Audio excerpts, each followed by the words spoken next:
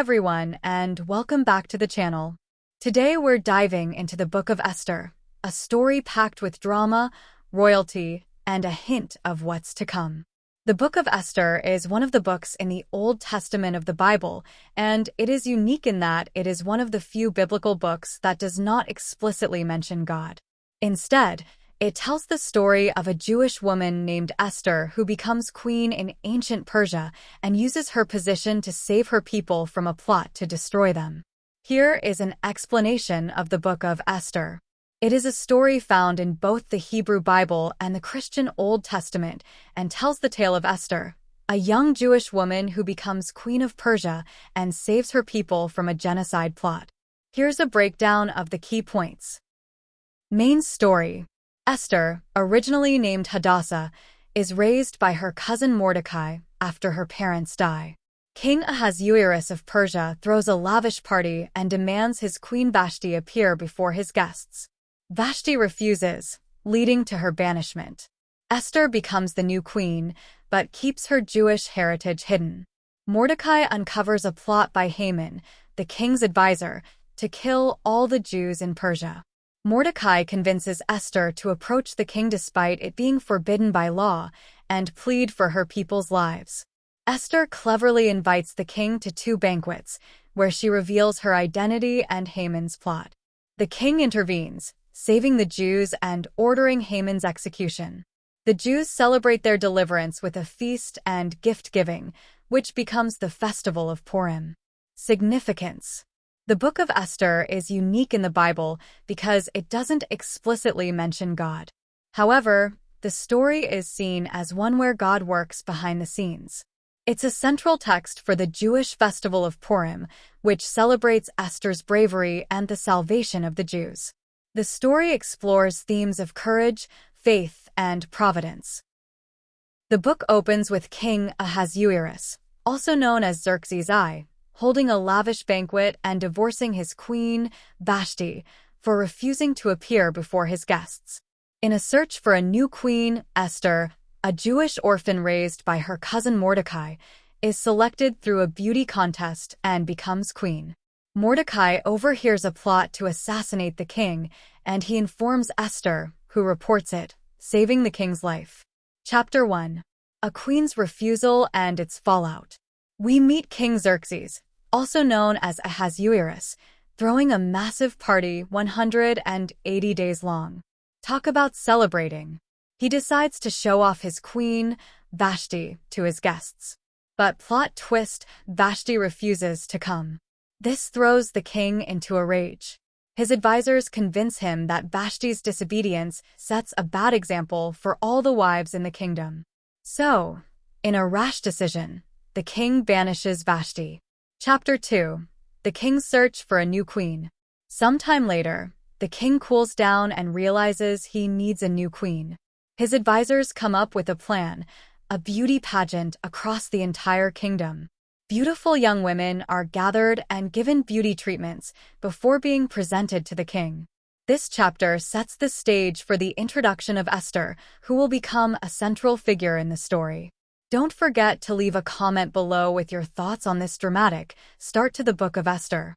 What are you hoping to see happen next? In Esther 3, we witness a critical turning point in the story. The chapter introduces a new villain, Haman, and sets the stage for the potential annihilation of the Jewish people.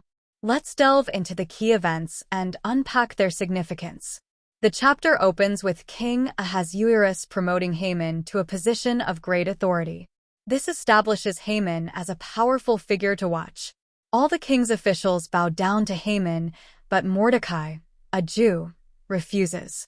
This act of defiance sets Mordecai on a collision course with Haman. The king's servants question Mordecai's refusal, revealing his identity as a Jew. This information fuels Haman's resentment towards Mordecai, but his ambition goes beyond personal revenge. He convinces the king that the Jews, scattered throughout the empire, are a disobedient and threatening people. Haman proposes a radical solution, the complete destruction of all the Jews within the empire. He even offers the king a substantial amount of money to sweeten the deal. Ahasuerus, likely unaware of the implications, approves the plan. An edict is issued throughout the provinces, condemning the Jews to death on a specific day. The chapter ends with a stark contrast. The king and Haman celebrate their supposed victory, while the city of Susa, where many Jews reside, is plunged into despair. Esther 3 establishes the central conflict of the story. The Jews face imminent danger, and Mordecai's defiance sets him on a path to potentially save his people. The stage is set for Esther, the Jewish queen, to take center stage in the next chapters. In Esther 4-5, we witness a crucial turning point in the story. Mordecai, having learned of Haman's plot to annihilate the Jews, pleads with Esther to intervene. However, Esther is hesitant due to the danger involved. Let's delve deeper into these chapters. In Esther 4, we see Mordecai in deep distress, wearing sackcloth and ashes, a sign of mourning. He reminds Esther of her Jewish heritage and the impending danger facing their people. Mordecai delivers a powerful message. Even if Esther remains silent, deliverance will come for the Jews, but her family will perish. He suggests her royal position might be for this very purpose. Esther is aware of the law forbidding anyone to approach the king uninvited. The penalty for doing so is death, with a rare exception granted by the king extending his golden scepter. She expresses fear and a lack of resources to confront Haman. Esther's resolve and plan, Esther 4-5. Despite her fear, Esther demonstrates courage. She calls upon Hathach, a trusted eunuch, to learn more about Mordecai's distress. After understanding the situation, Esther devises a plan. She calls for a 3-day fast for herself, her attendants, and all the Jews in Susa. This act of collective fasting signifies humility, dependence on God, and solidarity with the Jewish community. Esther then announces a daring move. She will invite the king and Haman to a banquet, a seemingly innocuous act that paves the way for her future intervention. These chapters showcase the internal conflict Esther faces between duty to her people and the risk to her own life. Mordecai's words act as a catalyst, urging Esther to embrace her potential role as savior. Esther's plan demonstrates her intelligence and resourcefulness. The fast and the banquet invitation become strategic steps in her fight against Haman's decree. How does the concept of courage evolve in the story, from Mordecai's public display to Esther's more subtle bravery? What is the significance of the fast? How does it connect the characters and foreshadow future events? How does Esther's plan position her for a potential confrontation with the king? By examining Esther 4-5, we gain a deeper understanding of the protagonist's development and the pivotal moment where she decides to act. In Esther 6-9, we see a significant turning point in the story. King Ahasuerus, still unaware of Esther's identity as a Jew, issues a decree with fascinating implications. Let's unpack this verse. The robe and the horse. These were symbols of high honor in Persian culture. The robe, likely richly decorated, represented status, while the horse symbolized power and leadership. Entrusted to one of the king's most noble princes. This highlights the importance of the ceremony. Ahasuerus doesn't delegate this task lightly. He chooses a highly respected official to oversee the honoring of whomever he selects. Let them robe the man the king delights to honor. The king emphasizes his personal choice. This honor is not predetermined, but a direct expression of the king's favor. Lead him on horseback through the city streets. This public procession serves two purposes. First, it visually displays the king's favor for the chosen man. Second, it allows everyone in the city to witness this honor and understand the king's will. Proclaiming before him, "This is what is done for the man the king delights to honor." This public announcement reinforces the importance of the ceremony. It's not just about the recipient, but a message to the entire city about the king's power and generosity. Why is this verse important? Foreshadowing. This verse sets the stage for a dramatic irony. The reader, aware of Esther's plan, anticipates the king will choose Mordecai, the Jew Haman despises. Thematic significance. The public display of honor contrasts with Haman's desire for a secret execution of the Jews. Esther is about to turn the tables, using the king's own system of public recognition to save her people. Cultural context. This verse sheds light on how power and honor functioned in the Persian Empire. Public recognition by the king was essential for establishing authority and social standing. By understanding the significance of Esther 6 verse 9, you can delve deeper into the themes of power, deception, and ultimately, the triumph of good over evil in the Book of Esther. Before diving into chapters 9 and 10, let's rewind. The story of Esther so far is one of hidden identities, divine providence, and a dramatic reversal of fortune. Queen Esther, a Jewish woman, bravely revealed her heritage to King Ahasuerus to thwart Haman's genocidal plot against the Jews. Haman, the king's advisor, was hanged on the very gallows he built for Mordecai, Esther's cousin. Chapter 9. A Day of Revenge. The tables turn, Esther 9 verses 1 to 19. The day for Haman's decree arrives, but the Jews are prepared.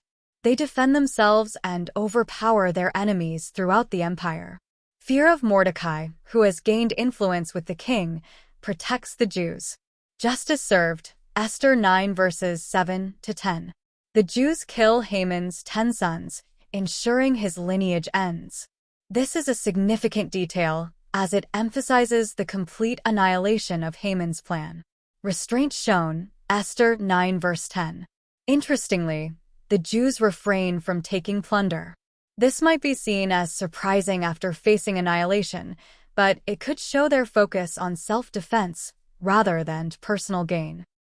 Chapter 10. Establishing Purim. A second request, Esther 9 verses 12 to 15. Even though the Jews won, Esther approaches the king again. This act highlights the precarious situation of the Jews, who still rely on the king's favor. Permission to celebrate, Esther 9 verse 22. The king allows the Jews to establish an annual celebration called Purim, which means lots, in reference to Haman's casting of lots to determine the date of the massacre. Mordecai's power, Esther 10 verse 3. The chapter ends emphasizing Mordecai's growing influence. Points to consider. Violence and revenge. The book doesn't shy away from the violent nature of the Jews' defense. This raises questions about the ethics of revenge and the cycle of violence. Role of God. While God isn't explicitly mentioned, some see divine providence in Esther's rise to power and the reversal of fortune. Uneasy peace. Despite the victory, the book ends with a sense of unease. The Jews remain dependent on the king's favor, and the story doesn't address the potential for future persecution. Conclusion. Esther 9 to 10 showcase a dramatic victory for the Jews, but also the complexities of their situation. The book raises questions about violence, faith, and the search for a secure place in the world. The Book of Esther, despite being a short book in the Bible, packs a punch with its themes and significance. Here are some of the key takeaways. Sovereignty of God. This is a big one. Interestingly, God himself is not mentioned by name in the entire book. Yet, the story is all about how God's unseen hand is working behind the scenes, orchestrating events to save his people, the Jews. Even coincidences appear to be part of God's plan. This emphasizes that God is in control, even when things seem out of control. Courage and faith. Esther and Mordecai are the heroes of the story, and they both demonstrate immense courage and faith. Esther overcomes her fear to plead with the king for her people, even though it means risking her life. Mordecai's unwavering faith inspires Esther to act, and he trusts that God has a purpose for her position as queen. Hidden providence. The book highlights God's providence, even when it's hidden. Events unfold in a way that saves the Jews, but God doesn't directly intervene. This theme assures readers that God is working behind the scenes, even in difficult times. Celebration and identity. The story establishes the origins of Purim, a joyous Jewish festival celebrating their deliverance. Esther reminds us that even in exile, God's people can find reasons to celebrate and maintain their identity. Importance of community. Esther and Mordecai act together for the good of their community. The book emphasizes the importance of standing together and fighting for the well-being of the group. Overcoming evil. The story portrays the dangers of unchecked power and prejudice, embodied by the villain Haman. Ultimately, good triumphs over evil, offering a message of hope. The Book of Esther is significant because it offers a unique perspective on faith. It shows God working through ordinary people in extraordinary circumstances. It's a story that inspires courage, celebrates community, and reminds us that even in darkness, there is always hope. So, that's the story of Esther. What an incredible journey, right?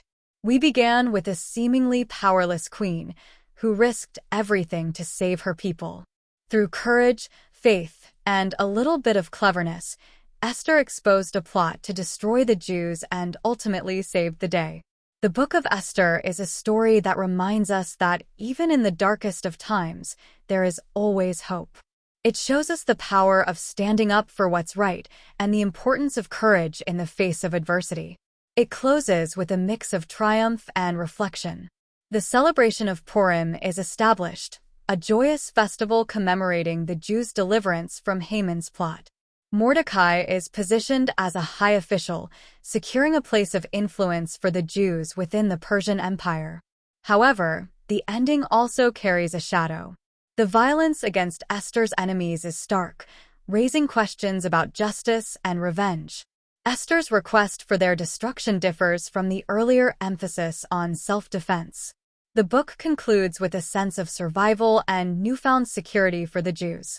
Yet, it leaves the reader grappling with the complexities of human action and the enduring themes of faith, courage, and the fight for survival. But the story doesn't end here. The Book of Esther leaves us with a lot to think about. What does it mean to stand up for your beliefs? How can we find courage when we're afraid? These are questions that are just as relevant today as they were thousands of years ago. So, that's the Book of Esther. Thanks for joining me on this journey. If you enjoyed this, let me know in the comments what other biblical stories you'd like to explore next. Now I invite any questions or comments you may have. Leave your comments and questions below, and let's delve deeper into the fascinating world of Esther together. Thanks for joining me on this exploration of the Book of Esther. If you enjoyed this video, let me know in the comments below what other biblical stories you'd like to see covered. I hope you'll like and subscribe for more content like this. Have an amazing day and God bless you all.